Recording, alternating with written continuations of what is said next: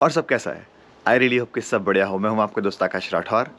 Last हफ्ते मैं Seattle में था और जिनसे भी मैंने बात की, जब मैंने बताया कि मैं अभी डैलस में हूँ, टेक्सास में बेस्ड हूँ, तो उन्होंने मुझसे एक क्वेश्चन ज़रूर पूछा कि what am I doing there, या व्हाई आई चोज टेक्सास। तो आज की वीडियो में हम बात करते हैं कि क्यों मैं टेक्सास में रहता हूँ और why Texas is so much popular among Indian people, कि यहाँ पे इंडियंस की पॉपुलेशन बहुत ज़्यादा है और ऐसा क्यों है।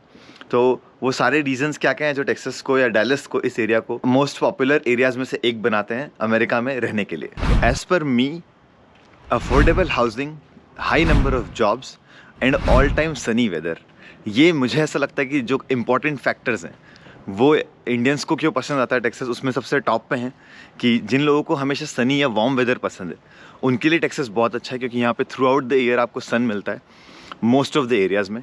और ऐसा नहीं होता कि स्नो हो रही है बहुत ज़्यादा और ज़्यादा ठंड पड़ रही है, ऐसा नहीं है। तो जो वेदर है वो बहुत कुछ इंडिया जैसा है कि थ्रू आउट द ईयर आपको सन मिलेगा। गर्मी बहुत ज़्यादा होती है, so that is true, that is a given कि सर्टेन मंथ्स आपके लिए बहुत हार्श होते हैं लिविंग के लिए। But other than that overall आपको जो वेदर मिलता है वो काफ़ी प्लेजेंट है 6 to 8 मंथ्स के लिए। बाकी कुछ जो विंटर मंथ्स हैं वहाँ पे थोड़ी विंटर ज़्यादा होती है, बट इतनी भी नहीं, जैसे मेरे एरिया में बहुत ज़्यादा ठंड नहीं है एक्सेप्ट फ्यू वीक्स। तो वो जो वेदर है वो बहुत एक बड़ा फैक्टर जो है वो रोल प्ले करता है कि वाई इंडियंस के बीच में पॉपुलर स्टेट है। सो वेदर के अलावा अफोर्डेबल हाउसिंग, जैसा कि मैंने कहा, वो एक बहुत इंपॉर्टेंट फैक्टर है किसी भी एरिया में यूएस में जब भी आप जाएंगे। सो हाउसिंग, टेक इंडस्ट्रीज़ जहाँ पे भी हैं, whether it's California, Seattle, New York, Chicago, जहाँ पे भी बड़ी बड़ी इंडस्ट्रीज़ हैं, टेक इंडस्ट्रीज़ हैं जिनमें मेजॉरिटी ऑफ इंडियन पीपल काम करते हैं, वहाँ पे हाउसिंग बहुत ज़्यादा एक्सपेंसिव है। जैसे सियाटल में मैं भी गया था तो 2 मिलियन, 1.5 मिलियन, 2.5 मिलियन तक के जो घर हैं उनका साइज़ भी टेक्सास के घर से छोटा है। साथ ही साथ वो बहुत ओल्ड घर हैं। सो 1960, 1970, 60, 70 साल पुराने घर अभी भी आपको 1.5 मिलियन, 1.2 मिलियन से नीचे नहीं मिलते हैं। सियाटल, बे एरिया, ये जो एरियाज़ है जो पॉपुलर एरियाज़ है आईटी के, टेक्सास ऑफर करता है इसका कम्प्लीटली डिफरेंट वर्जन कि आईटी में आपकी सैलरी चाहे यहाँ पे इतनी हाई नहीं होगी जितनी कि इन एरियाज़ में होती है, क्योंकि यूएस में सैलरी जो होती है वो एरिया के हिसाब से चलती है। तो आपकी सैलरी जो है वो बहुत ज़्यादा नहीं है, बट उसके कंपैरेटिवली जो रेशो है वो हाउसिंग का यहाँ पे काफ़ी चीप है।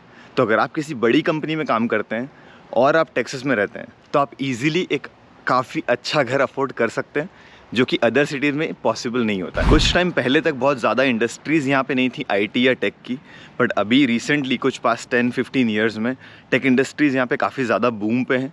सो इलेक्ट्रॉनिक इंडस्ट्री तो पहले से ही थी, साथ ही साथ अब Google, Microsoft, Amazon, Meta, even जो टेस्ला है वो सभी यहाँ पे अपने हेड जो मेन कैंपसेस है वो खोल के बैठे हैं।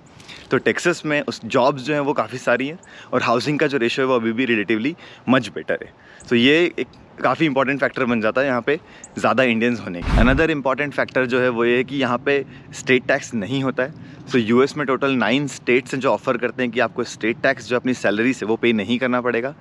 Approximately state tax on an average लगभग 5% होता है। सो 4%, 5% ऑफ योर सैलरी वो स्टेट टैक्स के फॉर्म में कट जाती है, जो कि टेक्सास में आपको पे नहीं करना पड़ता। सो वो भी एक इसको एक सॉर्ट आफ्टर स्टेट बनाता है कि जो भी मूव करता है उसको स्टेट टैक्स बच जाएगा। वो स्टेट टैक्स आपसे प्रॉपर्टी टैक्स हाई करके कलेक्ट करते हैं कि जिनके पास प्रॉपर्टी है उनको प्रॉपर्टी टैक्स ज़्यादा देना पड़ता है। बट अगर आप अपार्टमेंट में रहते हैं या आप रेंट पे रहते हैं जैसे, तो आपको स्टेट टैक्स भी नहीं देना पड़ता और प्रॉपर्टी टैक्स भी उतना हाई नहीं पड़ता है। सो ओवरऑल लिविंग के हिसाब से काफ़ी सही हो जाता है। और स्टेट टैक्स जो आप बचाते हैं वो भी आपको पॉकेट में आ जाएगा कि आप इनकम बेसिकली 5% आपकी ज़्यादा आ रही है। सो वो भी कहीं ना कहीं एक रोल प्ले करता है। एजुकेशन भी एक अलग एंगल है जो कि बहुत इंपॉर्टेंट है। टेक्सास में काफ़ी सारी यूनिवर्सिटीज़ हैं, बहुत अच्छी अच्छी यूनिवर्सिटीज़ भी हैं, जैसे कि टेक्सास A&M हुई, या जो यूनिवर्सिटी ऑफ टेक्सास का पूरा ग्रुप है वो है, बेलर यूनिवर्सिटी है, मेडिकल के लिए नॉर्थ वेस्टर्न यूनिवर्सिटी है। सो ऐसी काफ़ी सारी यूनिवर्सिटीज़ हैं और स्कूल्स हैं जिनकी रेटिंग्स काफ़ी अच्छी है। सो एजुकेशन भी यहाँ पे बहुत इंपॉर्टेंट है और वो यहाँ की काफ़ी अच्छी है। Other than that sports events बहुत सारे हैं। तो क्रिकेट टेक्सास का बहुत ज़्यादा बड़ा एक वो है। So I know few people जो क्रिकेट के लिए ह्यूस्टन या डैलस मूव होते हैं किसी और स्टेट से कि उनके बच्चों को क्रिकेट खेलना है, या क्रिकेट में जो हमारे यहाँ एक होता है ना कि क्रिकेट को बहुत हम प्रायोरिटी देते हैं एज एन इंडियन। सो वो भी क्रिकेट यहाँ पे काफ़ी ज़्यादा पॉपुलर है, तो वो भी कहीं ना कहीं एक रोल प्ले कर जाता है या एक फैक्टर होता है। तो स्पोर्ट्स एक्टिविटीज़ आपको बहुत सारी मिल जाएंगी।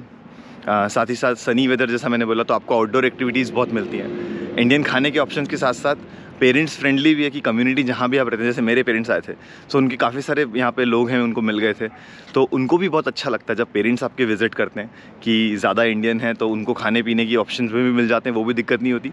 साथ साथ काफ़ी सारे लोग उनको मिलते हैं, सो दे फील क्वाइट होमली कि चलो उतना बुरा नहीं लगता। जैसे कि अगर कोई कैंसस में पेरेंट्स विजिट करेंगे तो उनको डिफरेंट एक वो फील होगा रादर दैन टेक्सास विजिट करने से। And relative to a lot of parts in the US, यहाँ से फ्लाई करना काफ़ी चीप है, because one of the major airport से DFW जहाँ मैं रहता हूँ, तो उस एरिया में, या इवन आप ऑस्टिन या कहीं से भी फ़्लाइट्स लेते हैं अराउंड द यूएस की या इंटरनेशनल फ़्लाइट्स, तो वो आपको काफ़ी चीप पड़ती हैं। जबकि मैं पहले कैंसस में था तो वहाँ से आपको फ़्लाइट्स काफ़ी एक्सपेंसिव पड़ती थी। So most of the US में आप अगर बड़ी सिटीज़ में नहीं हैं तो आपको फ़्लाइट्स की जो रेट्स हैं वो ज़्यादा पड़ती हैं, बट अगर आप टेक्सास में हैं या बड़ी सिटीज़ में हैं टेक्सास की कोई, तो आपको काफ़ी फ्लाई करना चीप पड़ सकता है। There are so cons as well, ऐसा नहीं कि सब कुछ फ़ायदे ही फ़ायदे हैं टेक्सास के, बट उसके लिए ये वीडियो नहीं है। दिस वीडियो इज़ जस्ट कि व्हाट टेक्सास ऑफर्स, या क्यों यहाँ पे ज़्यादा इंडियंस मूव करते हैं, उसके बारे में हम बात कर रहे हैं। तो मूव करना किसी स्टेट में या कहीं रहना, ये काफ़ी सारा पर्सनल प्रेफरेंस के ऊपर भी होता है। So I am not trying to say कि आपको यहाँ मूव करना है तो वो आपके लिए बहुत अच्छा डिसीजन है या नहीं, वो सारी आपकी पर्सनल चॉइसेस है। जैसे कि किसी को ठंड पसंद है, किसी को सन नहीं पसंद, तो आप यहाँ मूव कभी ना करें, because you will get sun throughout the year. तो और किसी को ये है कि नहीं, जो हाई पेइंग जॉब चाहिए, तो अगर आपको बहुत हाई पेइंग जॉब चाहिए तो भी टेक्सास आपके लिए नहीं है, बिकॉज जैसा मैंने बोला, जहाँ पे आप रहते हैं उसके अकॉर्डिंग आपकी सैलरी डिसाइड होती है। तो बे एरिया में, सियाटल में, न्यूयॉर्क में, इवन शिकागो में आपकी सैलरी जो है वो रिलेटिवली ज़्यादा होगी टेक्सास से, but at the same time ratio of living भी उस हिसाब से ही बढ़ता है, कॉस्ट ऑफ हाउसिंग भी उस हिसाब से बढ़ती है, और वो क्या ऑफ़र करते हैं वो भी उस हिसाब से ही चेंज होता है। कि आप बे एरिया में तो आपको throughout the time weather अच्छा मिलेगा, पर फिर आप हाउसिंग वहाँ पे अफोर्ड नहीं कर सकते, या अफोर्ड कर भी सकते हैं तो घर वहाँ पे उतने अच्छे या सुंदर घर आपको नहीं मिलेंगे। तो कहाँ आपको रहना है वो आपके पर्सनल प्रेफरेंसेस हैं, क्या आप प्रेफर करते हैं वो आपके पर्सनल प्रेफरेंसेस हैं। बट जो मैं रीजनिंग दे रहा हूँ वो बेसिकली मेरे पर्सनल व्यूज़ हैं टेक्सास के लिए, कि क्यों टेक्सास में इतने सारे इंडियंस रहते हैं, या क्यों ये इतना पॉपुलर है इंडियंस के अमंग। सो आई होप आपको वीडियो पसंद आया होगा। मिलते हैं अगले सैटरडे 8 बजे। Thank you so much for watching.